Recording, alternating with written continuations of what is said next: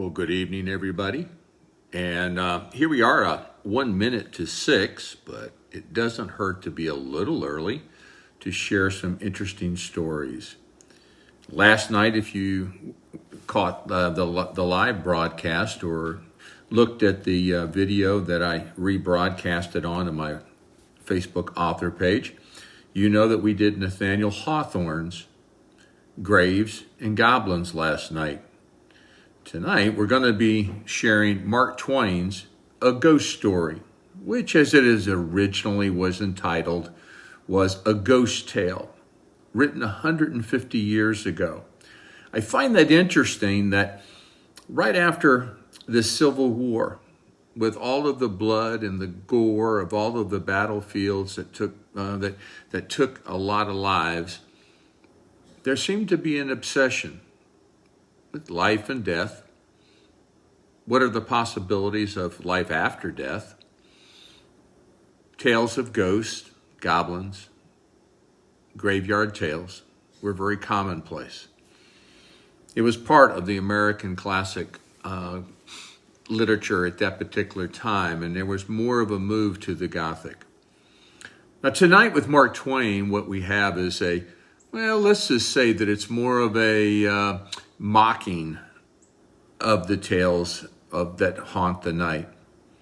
But before I begin, I just want to share with you, if after we read this and you go to bed tonight, and somewhere before the pre-dawn light hits your bedroom window, you begin to hear howling and the creaking sounds against your window, and worry that it might be some spectral visitation from an ethereal being that it wants to haunt you during your slumber, could be nothing more than Hurricane Zeta coming through if you're from the southeast. So y'all make sure to button down your hatches tonight. I'd also like for you to maybe comment, if you have an opportunity tonight after we read this, to consider what was the scariest story when you were growing up. Well, what story made you look under your bed as you crawled in at night as a child? Check that closet to make sure that the door was closed and nothing was behind the closet door. That you made sure that either you left the light on in your room or you had the bedroom door, slightly ajar to let a little extra light into the bedroom. What story made you do that? What thoughts went through your mind that would cause you to do that? For me, one of the stories that I could say that scared me the most, and I've seen many of the movie renditions, but to actually have read Mary Shelley's Frankenstein was one that haunted me, even into my college years when I actually did read the book in length. It caught my attention. So maybe you have a favorite tale of the past that brings out the dead, brings out the ghost tales, brings out graveyard frights that would keep you from walking by that cemetery late at night. How many of you are taking that challenge to do so? Well, enough of all of that. How about I read tonight's story? I see that it's a couple of minutes past the hour, and I hope that some of you are listening in and enjoy the tales tonight. This is A Ghost Story by Mark Twain. It's Twain's unique twist of the ghost story genre that was popular in the age, mocking superstition and proving he's a master employing satirical wit across his broad range of works. So let me begin. I took a large room far up Broadway in a huge old building whose upper stories had been wholly unoccupied for years until I came. The place had long been given up to dust and cobwebs, to solitude and silence. I seemed groping among the tombs and invading the privacy of the dead that first night I climbed up to my quarters. For the first time in my life, a superstitious dread came over me. And as I turned a dark angle of the stairway, an invisible cobweb swung its slazy swoof in my face and clung there. I shuddered as one who had encountered a phantom. I was glad enough when I reached my room and locked out the mold and the darkness. A cheery fire was burning in the grate, and I sat down before it with a comforting sense of relief. For 2 hours I sat there, thinking of bygone times, recalling old scenes, and summoning half-forgotten faces out of the mists of the past, listening in fancy to voices that long ago grew silent for all time, and to once familiar songs that nobody sings now. And as my reverie softened down to a sadder and sadder pathos, the shrieking of the winds outside softened to a wail. The angry beating of the rain against the panes diminished to a tranquil patter, and one by one, the noises in the street subsided, until the hurrying footsteps of the last belated straggler died away in the distance and left no sound behind. The fire had burned low. A sense of loneliness crept over me.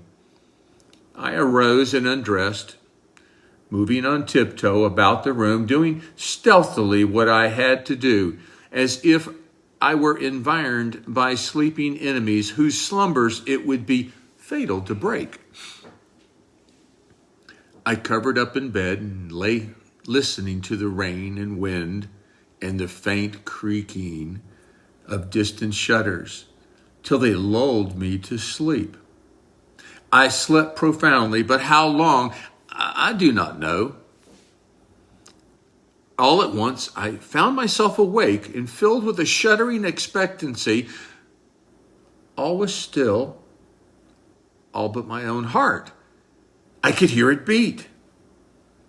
Presently, the bedclothes began to slip away slowly toward the foot of the bed, as if someone were pulling them. I could not stir, I could not speak. Still the blankets slipped deliberately away till my breast was uncovered. Then with a great effort, I seized them and drew them over my head. I waited, listened, waited. Once more that steady pull began. And once more I lay torpid, a century of dragging seconds till my breast was naked again. At last I roused my energies and snatched the covers back to their place and held them with a strong grip. I waited. By and by I felt a faint tug and took a fresh grip. The tug strengthened to a steady strain. It grew stronger and stronger. My hold parted, and as for the third time, the blanket slid away. I groaned. An answering groan came from the foot of the bed.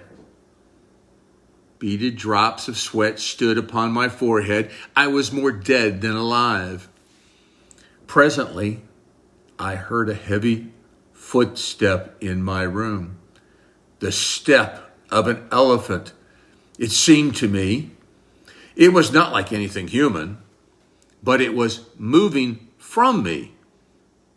There was relief in that. I heard it approach the door, pass out without moving bolt or lock, and wander away among the dismal corridors, straining the floors and joists till they creaked again as it passed, and then silence reigned once more.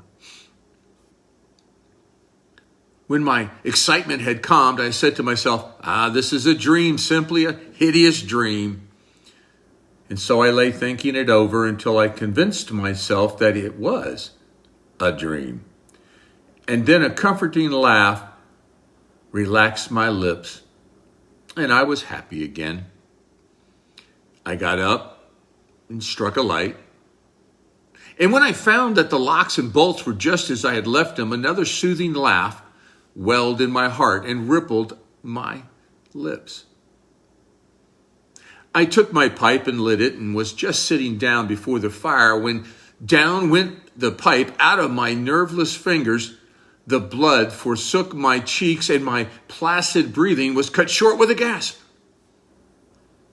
In the ashes on the hearth, side by side with my own bare footprint, was another, so vast that in comparison mine was but an infant's.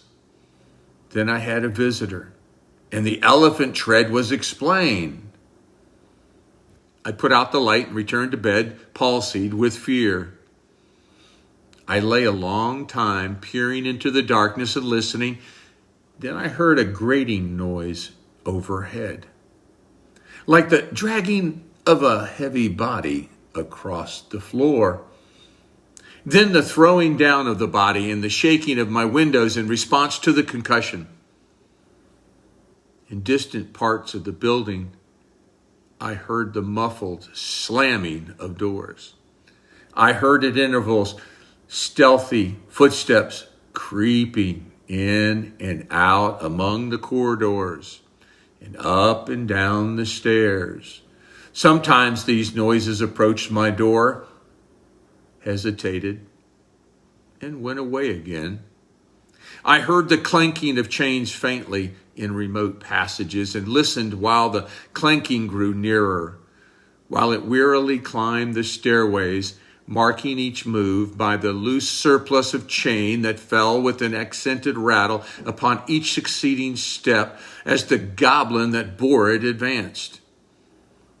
I heard muttered sentences, half-uttered screams that seemed smothered violently, and the swish of invisible garments, the rush of invisible wings.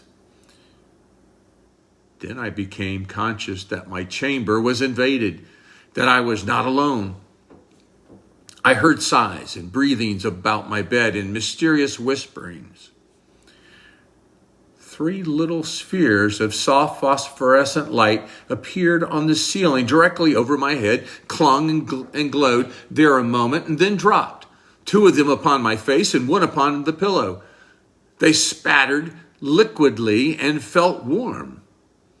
Intuition told me they had turned to gouts of blood as they fell.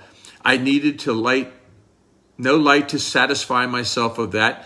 Then I saw pallid faces, dimly luminous, and white uplifted hands floating bodiless in the air, floating a moment and then disappearing. All right. Sorry for the interruption, folks.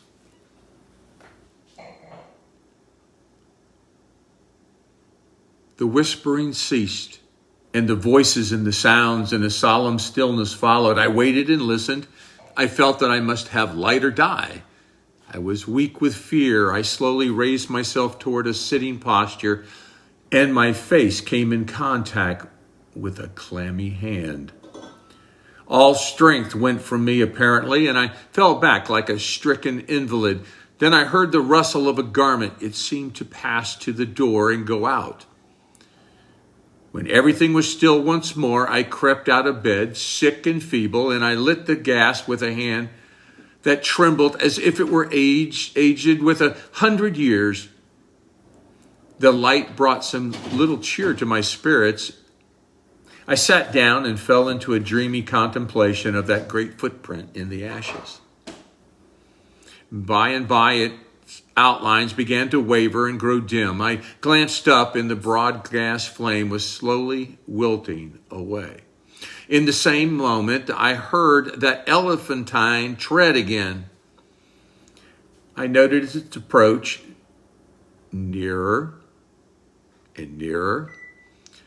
Along the musty halls, and dimmer the light waned. The tread reached my very door and paused. The light had dwindled to a sickly blue, and all things about me lay in a spectral twilight. The door did not open, And yet I felt a faint gust of air fan my cheek, and presently was conscious of a huge, cloudy presence before me. I watched it with fascinated eyes.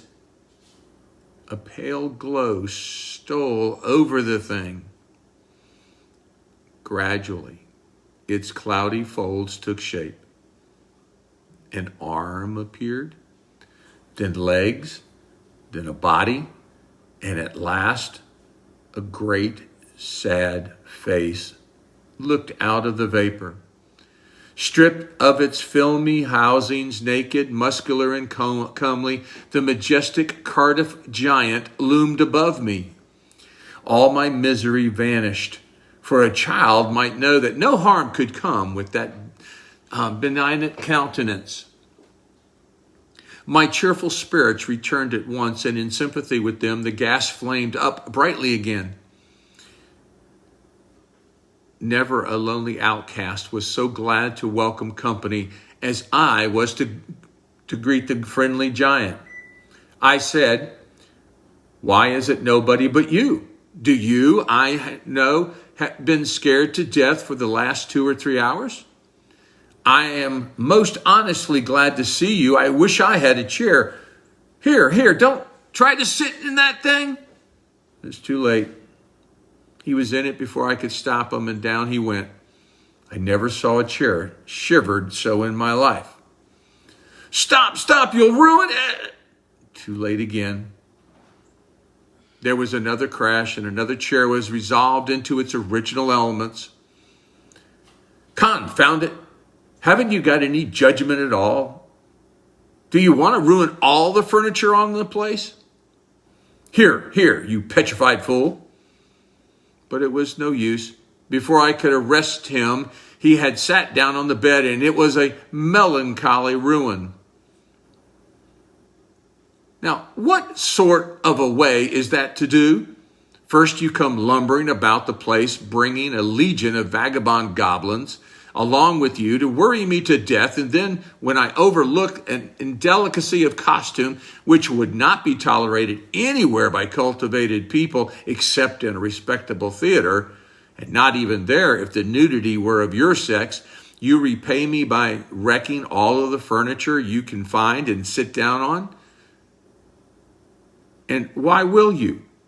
You damage yourself as much as you do me. You have broken off the end of your spinal column and littered up the floor with chips of your hams till the place looks like a marble yard. You ought to be ashamed of yourself. You're big enough to know better. Well, I will not break any more furniture. But what am I to do? I have not a chance to sit down for a century. And the tears came into his eyes.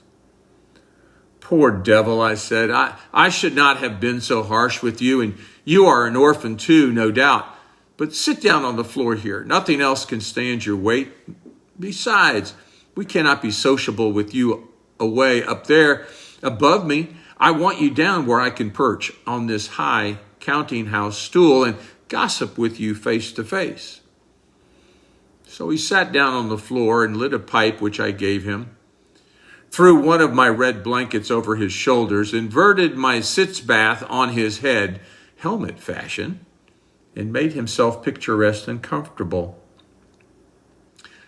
Then he crossed his ankles while I renewed the fire and exposed the flat honeycomb bottoms of his prodigious feet to the grateful warmth. What is the matter with the bottom of your feet and the back of your legs, that they are gouged up so? Infernal chilblains, I caught them clear up to the back of my head, roosting out there under Newell's farm. But I love the place. I love it as one loves his old home. There is no peace for me like the peace I feel when I am there. We talked long for half an hour, and then I noticed that he looked tired and spoke of it. Tired? He said. Well, I should think so. And now I will tell you all about it, since You have treated me so well. I am the spirit of the petrified man that lies across the street there in the museum. I am the ghost of the Cardiff giant. I can have no rest, no peace, till they have given that poor body burial again. Now, what was the most natural thing for me to do to make men satisfy this wish? Terrify them into it. Haunt the place where the body lay. So I haunted the museum night after night. I even got other spirits to help me. But it did no good, for nobody ever came to the museum at midnight. Then it occurred to me to come over the way and haunt this place a little. I felt that if I ever got a hearing, I must succeed, for I had the most efficient company that perdition could furnish. Night after night, we have shivered around through these mildewed halls, dragging chains, groaning, whispering, tramping up and down stairs, till, to tell you the truth, I am almost worn out. But when I saw a light in your room tonight, I roused my energies again and went at it with a deal of the old freshness. But I am tired out, entirely fagged out. Give me, I beseech you, give me some hope. I lit off my perch in a burst of excitement and exclaimed, well, this transcends everything, everything that ever did occur. Why, you poor blundering old fossil, you have had all your trouble for nothing. You have been haunting a plaster cast of yourself. The real Cardiff giant is in Albany. A fact, the original fraud was ingeniously and fraudulently duplicated and exhibited in New York as the only genuine Cardiff giant, to the unspeakable disgust of the owners of the real Colossus. At the very same time that the latter was drawing crowds at a museum in Albany. Confound it! Don't you know your own remains? I never saw such an eloquent look of shame, of pitiable humiliation overspread a countenance before. The petrified man rose slowly to his feet and said, honestly, is that true? Well, as true as I'm sitting here. He took the pipe from his mouth, laid it on the mantel, then stood irresolute a moment, unconsciously from old habit, thrusting his hands where his pantaloons' pockets should have been, and meditatively dropping his chin on his breast, and finally said, well, I never felt so absurd before. The petrified man has sold everybody else, and now the mean fraud has ended by selling its own ghost. My son, if there is any charity left in your heart for a poor, friendless phantom like me, don't let this get out. Think how you would feel if you had made such an ass of yourself. I heard this stately tramp die away, step by step, down the stairs and out into the deserted street, and felt sorry that he was gone. Poor fellow, and sorrier still that he had carried off my red blanket and my bathtub. And that is the unique wording in storytelling of Mark Twain like nobody else can. So he had an encounter with a ghost. He dealt with it and found out that the ghost had a brunt of his own haunting to deal with. Tomorrow night, we're going to be a little bit going to go into the scarier side of things with Edgar Allan Poe's The Black Cat. I pray that all of you or some of you that are familiar with the story will know that it is also one of my favorites of all times, and certainly has scared me in its rendition. So if you're a cat lover, maybe you don't want to listen to this, or maybe you should listen to it to know that to be contrary to a black cat could cost your life. So until tomorrow night, be safe. And when the winds howl tonight and your windows creak and crack, know that hopefully it's not a ghost, but just the wind from a hurricane just buzzing on by. See you tomorrow night at 6 o'clock.